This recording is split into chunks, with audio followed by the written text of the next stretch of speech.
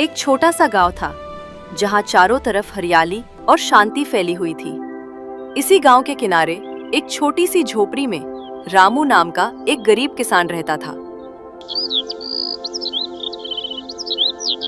वह अपनी जमीन के एक छोटे से टुकड़े पर दिन रात मेहनत करता था।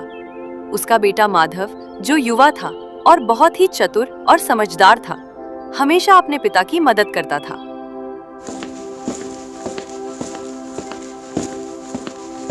माधव बेटा, इस बार बारिश बहुत कम हुई है। अगर फसल अच्छी नहीं हुई तो जमींदार का कर्ज कैसे चुकाएंगे? पिताजी, आप चिंता न करें। मेहनत का फल हमेशा मीठा होता है। हम कोई न कोई रास्ता जरूर निकाल लेंगे। उसी गांव में एक अमीर जमींदार था जिसका नाम ठाकुर भवानी सिंह था। वह अपनी धन दौलत के घमंड में चूर रहता था और अक्सर गरीब किसानों का शोषण करता था। एक दिन गांव के चौराहे पर पंचायत बुलाई गई।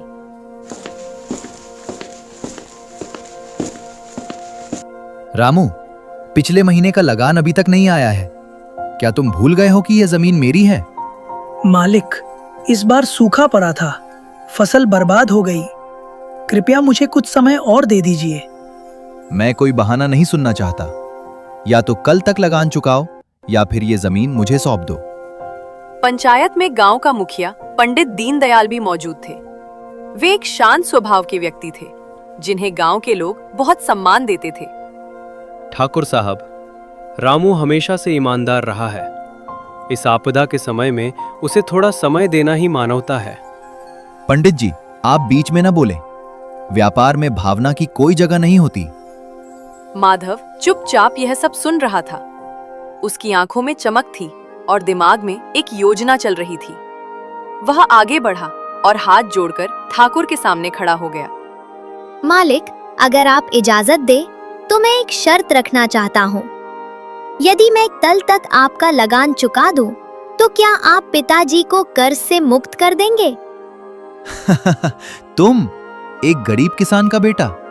ठीक है, अगर तुम कल सूर्यास्त तक लगान चुका दोगे तो मैं ये जमीन हमेशा के लिए तुम्हारे नाम कर दूंगा। लेकिन अगर नहीं ला पाए तो तुम्हें मेरे अस्तबल में मुफ्त में मजदूरी करनी होगी। गांव की एक चतुर लड़की मीरा, जो माधव की मित्र थी, दूर से यह सब देख रही थी। वह माधव के पास आई। उसकी आंखों में चिंता के भाव थे। माधव, तुम ये क्या कर बैठे? ठाकुर बहुत चालाक है। वो तुम्हें फंसाने के लिए ऐसी शर्तें रख रहा है। मीरा, कभी-कभी समस्याओं का समाधान डरने से नहीं, बल्कि बुद्धि के सही इस्तेमाल से मिलता है। तुम बस मेरी एक मदद कर दो। बताओ माधव, मैं तुम्हारी क्या मदद कर सकती हूँ? मुझे कल सुबह गांव के उस पुराने बरगद के पेड़ के पास एक पुरानी मटकी चाहिए जो बिल्कुल खाली हो। गांव का एक और युवक श्याम, जो अक्सर माधव का मजाक उड़ाया करता था, वहां आ पहुंचा। वह ठाकुर का चहेता बनने की कोशिश करता था। कल तक तो तुम ठाकुर के अस्तबल में घोड़े साफ कर रहे होगे। बेकार की मेहनत क्यों कर रहे हो? श्याम, समय आने पर सब पता चल जाएगा। तुम बस कल का इंतजार करो। रात भर माधव सो नहीं सका। वह अपनी योजना को अंतिम रूप दे रहा था। अगली सुबह सूरज की पहली किरण के साथ ही वह गांव के बाहर निकल गया। पंडित दीनदयाल अपनी कुटिया के बाहर बैठे थे और माधव को जाते देख रहे थे। माधव, तुम्हारी आंखों में एक अलग ही आत्मविश्वास है। ईश्वर तुम्हारी मदद करे। पंडित जी, आपका आशीर्वाद ही मेरी असली ताकत है। दोपहर होते होते माधव वापस लौटा। उसके हाथ में वही पुरानी मटकी थी जिसे उसने एक कपड़े से ढका हुआ था। गांव के लोग उत्सुकता से उसे देख रहे थे। ठाकुर भवानी सिंह भी अपनी सवारी पर सवार होकर चौराहे पर पहुंच गया। लाओ माधव, लगान के पैसे कहाँ हैं? समय बीतता जा रहा है। मालिक, मैंने लगान का इंतजाम कर लिया है, लेकिन एक शर्त है। आप इस मटकी के अंदर हाथ डालकर पैसे खुद निकाल लीजिए। मुझे डर है कि कहीं पैसे कम न हो और आप मुझ पर इल्जाम लगा दें। ठीक है, दिखाओ अपनी चालाकी। ठाकुर ने जैसे ही मटकी के अंदर हाथ डाला, वो जोर से चिल्ला उठा, आह! उसने तुरंत अपना हाथ बाहर खींचा। मटकी के अंदर से एक जहरीला बिच्छू रेंगता हुआ बाहर निकला। अरे, ये क्या है? तुमने मेरी जान लेने की कोशिश की है।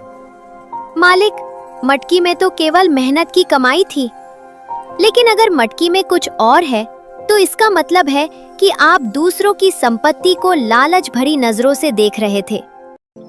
जो व्यक्ति लालच में अंधा होता है, उसे हमेशा धोखा ही मिलता है। गांव वाले ये देखकर हैरान थे।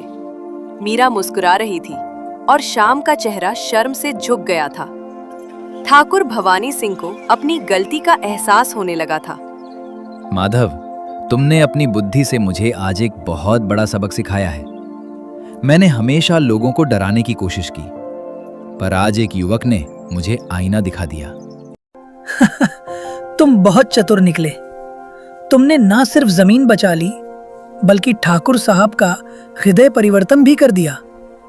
पिताजी, चालाकी का मतलब किसी को नुकसान पहुंचाना नहीं, बल्कि अपनी रक्षा करना और अन्याय के खिलाफ खड़े होना है। आज का दिन गांव के इतिहास में याद रखा जाएगा। माधव, तुमने दिखा दिया कि धन से बड़ी बुद्धि होती है। माधव, मुझे माफ कर दो। मैंने तुम्हारा मजाक उड़ाया, जबकि तुम तो गांव के असली नायक निकले। कोई बात नहीं श्याम, हमें एक दूसरे का मजाक उड़ाने के बजाय साथ मिलकर काम करना चाहिए। उस दिन के बाद से ठाकुर भवानी सिंह ने किसानों पर अत्याचार करना छोड़ दिया। रामू और माधव अब चैन से अपनी खेती करने लगे। माधव की बुद्धिमानी की चर्चा पूरे इलाके में होने लगी। गांव में खुशहाली लौट आई थी और लोग एक दूसरे की मदद करने लगे थे। तुम हमेशा ऐसे ही निडर और बुद्धिमान बने रहना। मीरा, जब तक हम सच्चाई के रास्ते पर हैं, हमें किसी का डर नहीं। सूरज ढल रहा था, लेकिन गांव का भविष्य अब और भी सुनहरा लग रहा था। ये कहानी हमें सिखाती है कि मुसीबत चाहे कितनी भी बड़ी क्यों ना हो, अगर हम धैर्य रखें और अपनी बुद्धि का सही उपयोग करें, तो हम किसी भी बाधा को पार कर सकते हैं। नैतिकता और समझदारी ही जीवन का असली धन है। रामू, मुझे माफ करना। मैं तुम्हारी जमीन वापस करता हूं और आज से हम साझेदार की तरह काम करेंगे। आपकी उदारता ही हमारे लिए सबसे बड़ा इनाम है। गांव के लोग खुशी से झूम उठे।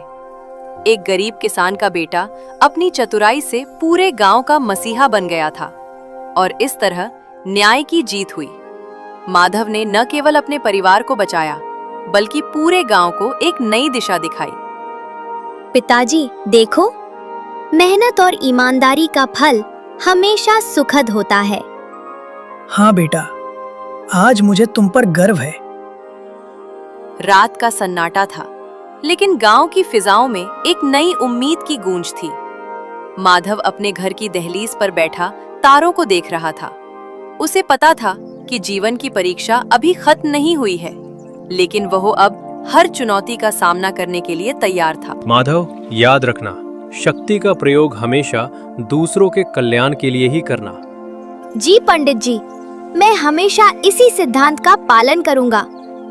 और इस प्रकार वो साधारण सा गांव एक असाधारण मिसाल बन गया। सच्चाई, साहस और बुद्धिमानी की वो कहानी सदियों तक लोगों के दिलों में जीवित रही। माधव, चलो अब आराम करो। कल फिर हमें खेतों में काम करने जाना है। हाँ मीरा, कल एक नई शुरुआत होगी। माधव की आंखें बंद हो गई, लेकिन उसके चेहरे पर एक गहरी शांति थी। वो जानता था कि उसने न केवल अपनी जमीन बचाई, बल्कि इस समाज की सोच को भी बदल दिया, और यही उसकी सबसे बड़ी जीत थी। वो गरीब किसान का चतुर बेटा अब गांव का गौरव बन चुका था।